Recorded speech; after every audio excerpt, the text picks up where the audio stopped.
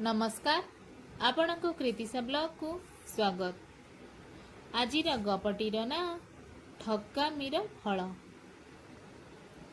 जड़े धनी व्यवसायी थिले, से जड़े परोपकारी व्यक्ति थिले।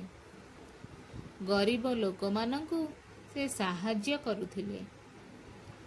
किछि दिन परे तांकर व्यवसाय रे बहुत क्षति हेबारु से गरीब होई गले। लोक मानंकु आउ साहाय्य करि पारिले नाही। तेणु अन्य एक सहर को जाई सेठारे व्यवसाय करिबाकू ठीक कले। निजर समस्त जमीबाड़ी ओ जिनिसपत्र बिक्री करी से गाँ छाड़ी चली गले।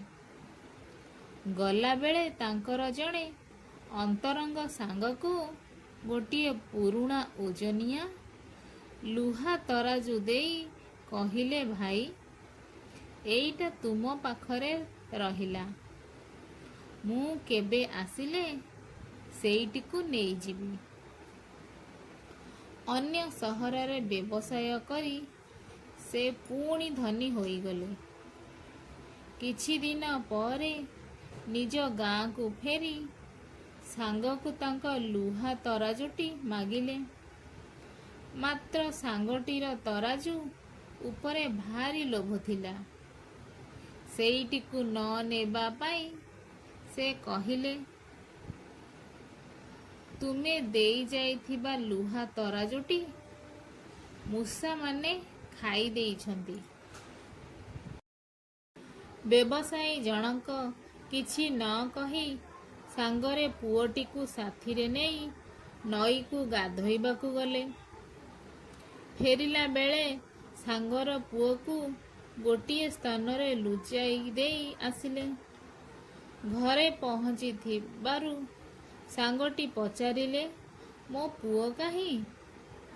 व्यवसायी जनक कहिले, ताकू चिल्ल झांपी नहीं आकाश को उड़ीगला। ए कथा सुनी सांग कहिले, एहा कौन संभव? एते बड़ पिलाटाकू चिल्ल भली एडे छोट पक्षी कौन उठाई नहीं आकाश रे उड़ी पारिबो? व्यवसायी कहिले, एडे ओजनिया लुहार तराजूकू जदि मूसा माने खाई पारिले, तेबे पुओटिकू चिल्ल झांपी नेबा असंभव हेबो काहेकि? सांग जनक निजर भूल बुझी पारिले। लाजरे तांको मुंड तळकू होईगला।